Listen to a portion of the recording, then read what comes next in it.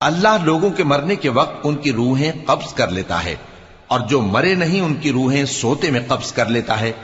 फिर जिन पर मौत का हुक्म कर चुकता है उनको रोक रखता है, और बाकी रूहों को एक वक्त मुकर्रर तक के लिए छोड़ देता है। जो लोग गौर फिक्र करते हैं उनके लिए इसमें निशानियां हैं। क्या इन्होंने अल्लाह के सिवा और सिफारिशी बना लिए हैं? कहो कि खा वो किसी चीज का भी इख्तियार न रखते हों और न कुछ समझते ही हों, तब भी कह दो कि सिफारिश तो सब अल्लाह ही के इख्तियार में है।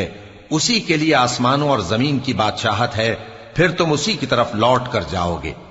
और जब एक अकेले अल्लाह का जिक्र किया जाता है तो जो लोग आखिरत पर ईमान नहीं रखते उनके दिल घुट जाते हैं, और जब अल्लाह के सिवा औरों का जिक्र किया जाता है तो फौरन खुश हो जाते हैं।